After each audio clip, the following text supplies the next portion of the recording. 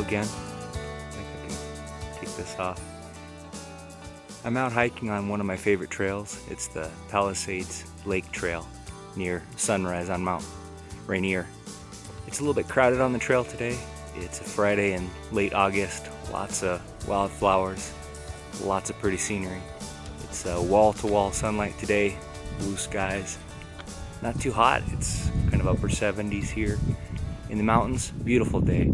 So I've got the mask at hand. Most hikers here are doing the right thing and putting their masks on, even when they're hiking, which is good to see.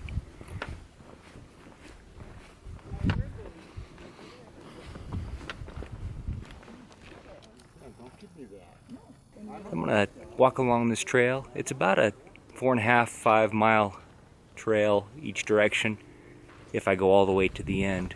I may stop at Hidden Lake. I haven't been there before. I've heard it has pretty views, so I'm gonna walk along the trail and look for a nice place to do an oil painting. As always, thanks so much for joining me. If you like these videos, please like and subscribe.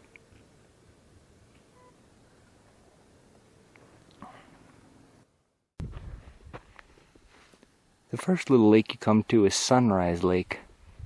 I did a painting here last year. I sold that painting to a nice couple, collectors in Tacoma. It's kind of a neat story behind it. The husband wanted a birthday gift for his wife, and he wanted it to relate to a hike. So I told him what paintings I had from my hikes, and we came up with a plan where he would go for a quick hike along this trail to Sunrise Lake, and then when he got home he would give his wife that Sunrise Lake painting. So that was a neat thing to be involved in, a special gift like that from a place that I really loved painting.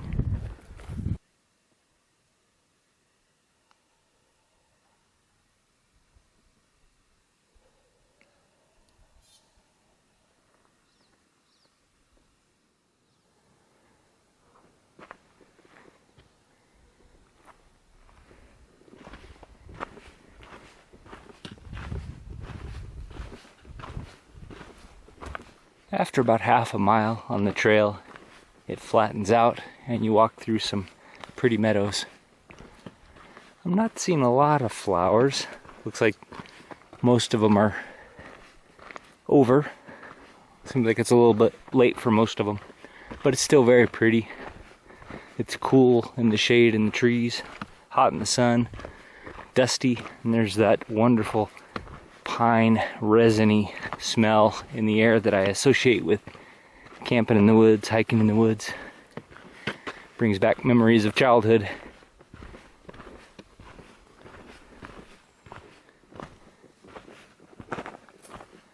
The first quarter mile or so is pretty steep downhill, which is unfortunate, which means you need to make the steep climb back up at the end of the day when you're most tired. After about 1.25 miles, you start to climb again. You start to see these beautiful old dead trees that have turned white under the black moss. Really striking. May have to come back and find a wide spot in the trail and paint those at some point.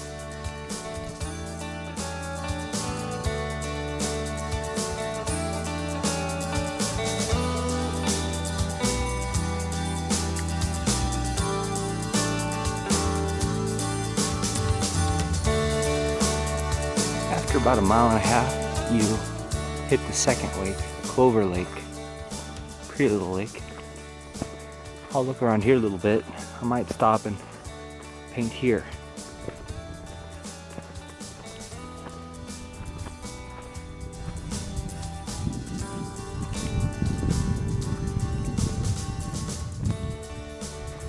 Crystal clear water.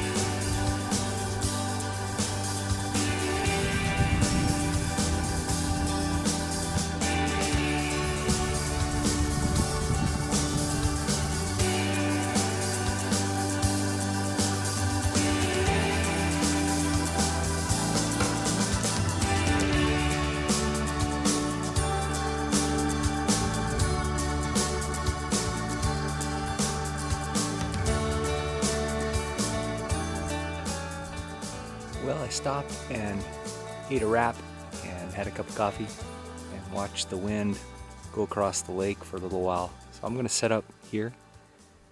I'll show you. Right up there in that little copse of trees. I should have some shade. Have a nice view of the lake. Set up and do a small painting.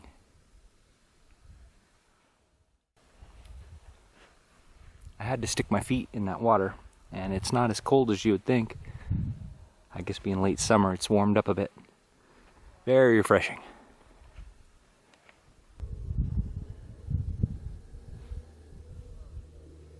Here's the scene I want to paint. I like the abstract quality of those shadows in the water. So I'm going to zoom in on those two little trees in front of the water. I'm not really going to get the background bank or the background tree. I'm just going to focus on the shadows and the tree reflections in the water. Here you can see I've got the very rough sketch in, just a few pencil lines. And I'll start with the Turpentine Wash. The Turpentine Wash is just a very dilute mix of paint and artist turpentine.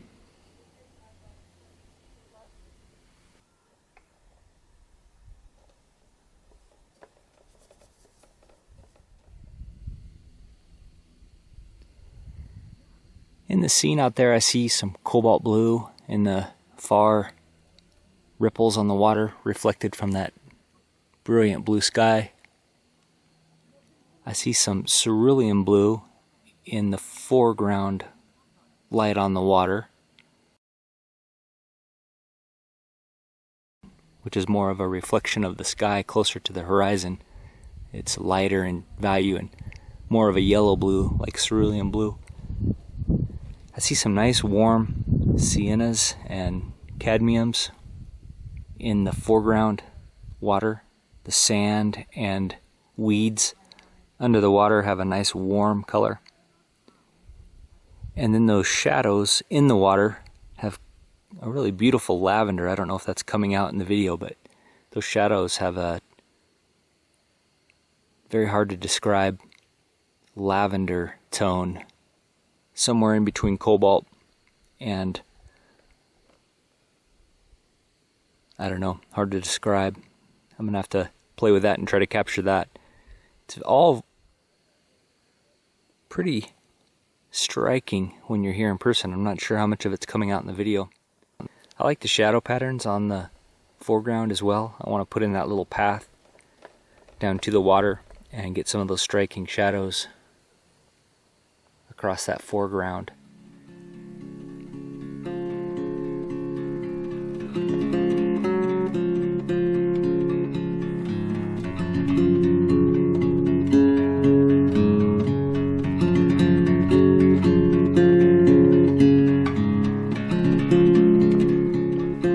Know this, but I'm an engineer and a project manager as well as an artist. I've been drawing and painting my whole life, and I went to college and took some art and took some engineering as well, so of course Leonardo is my hero.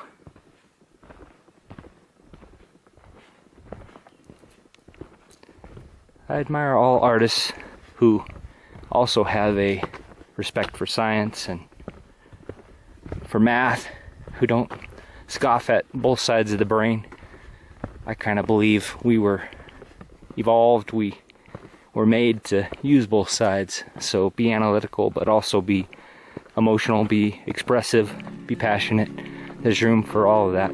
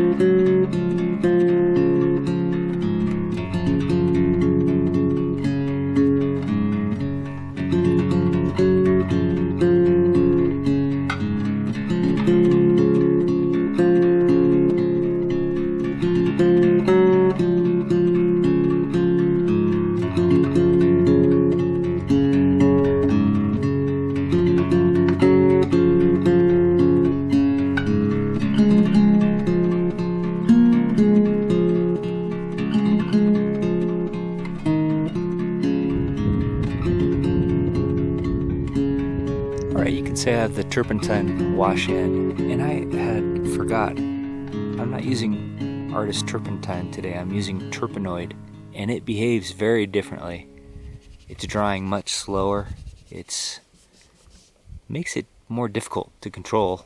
It definitely has less of an odor, which is probably good, but it behaves very differently from Artist Turpentine. I wanted to give it a try, so we'll see how it goes. It is drying. I'd say it's drying about the same rate as Gamsol. But I need to let it dry just a little bit more, tack up just a little bit more before I try to paint over the top of it, or else I'll have a problem with the layers mixing, the layers of paint mixing and becoming muddy. So while that's kind of tacking up, I'll start to mix up some of the colors. One thing I try to do is keep my palette clean. If I leave it kind of messy and just build up pools, the colors can get muddy. So I follow Richard Schmid's advice to clean the palette often.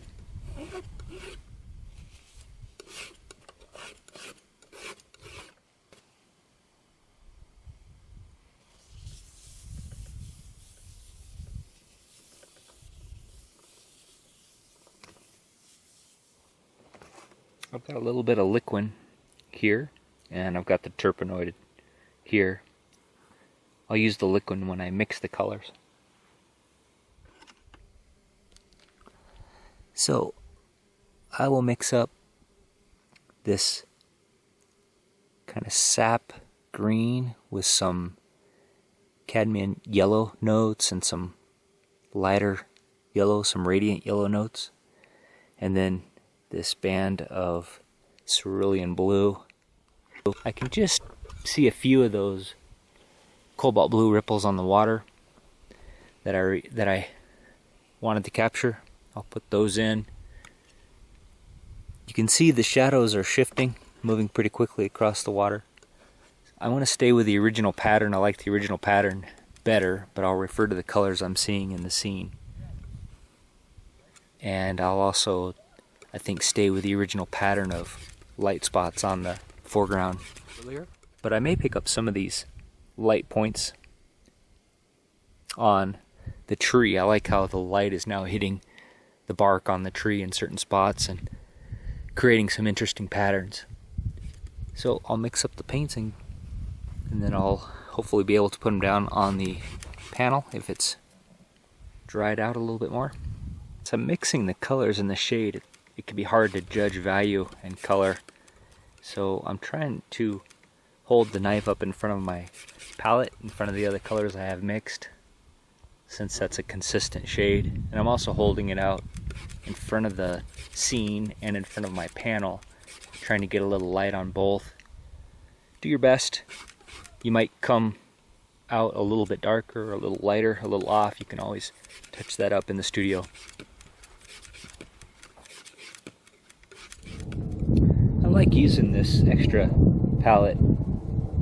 It extends the palette space I have to place mixed colors. I can also hold it in my hand for easy access instead of bending over and looking at the lower palette all the time. And I can also set it here. If you don't mix your oil paints too runny, you can set it in the same orientation as the panel itself, which can be really helpful. It puts the colors on the same plane, so put it in the same light, in the same angle with respect to the light source, so that it has the same light and is easier to judge the colors. So now I'm going to use my trusty Winsor & Newton Artisan Filbert, nice old brush, synthetic. It's a 14, so it's probably 3/4 of an inch wide. Well broken in, very soft, nice to put down paint very quickly. To simulate the surface of the water, I'm thinking about how light is hitting the water. This is all up in this upper left-hand corner. This is all reflection of trees on the far bank. So the water is reflecting it straight on where it can but where a ripple interrupts that reflection, I'm going to get a little fragment of sky, or I'm going to get a little fragment of color from a different part of the tree. So I simulate that by doing downstrokes, which replicate the reflection of the tree as it goes down into the water, and then horizontal strokes, sideways strokes that represent those ripples on the water.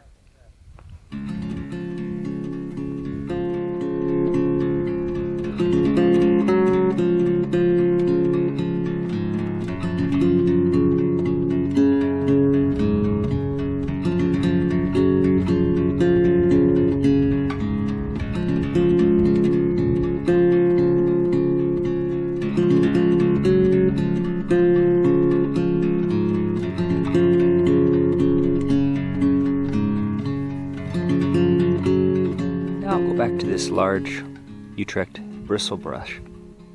It's also kind of soft from years of use. It's about a 1 inch wide and number 12.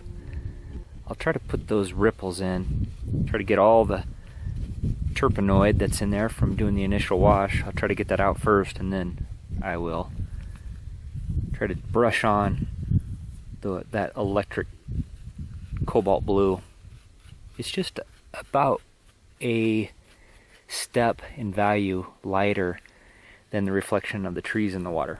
I want it to be a little lighter, but not drastically lighter, and I want it to be this rich cobalt blue. Not pure cobalt blue, it's got some white and some cerulean mixed in, but it's a pretty vibrant blue. I'll try to load just a little bit on the tips of this brush, and then lightly, very lightly, drag it across the water to simulate those ripples.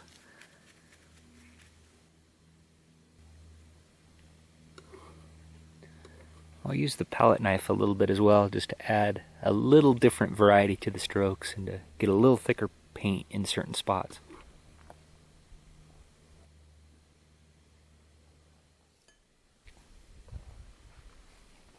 Now I'm back to my large filbert and painting in that beautiful light cerulean blue. And I'm cutting into the tree reflections just a little bit in the water to hint at, to suggest the tops of the tree reflections.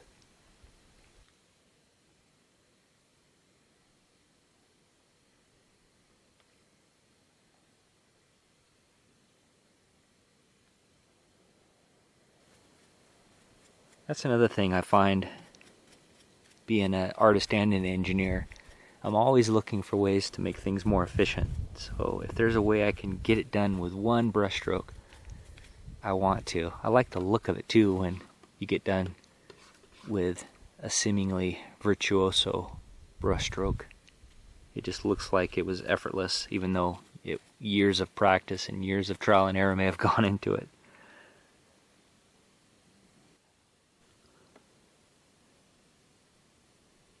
Now I'll paint those beautiful lavender shadows into the water. It's a beautiful gradient from a cobalt blue to a kind of a magenta, cobalt lavender. Hard to describe color, so I'm just gonna drop it in there. I'll put it in there a little rich at first, and then I can smooth it back later if I need to blend it back later.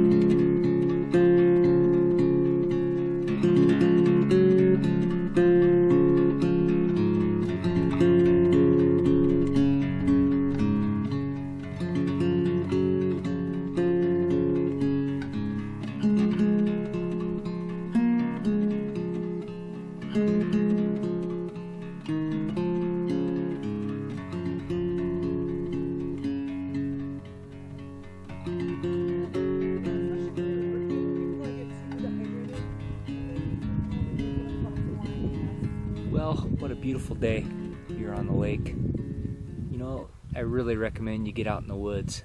No matter what is bugging you, no matter what has you down or feeling anxious, getting out here in the woods really makes you feel good.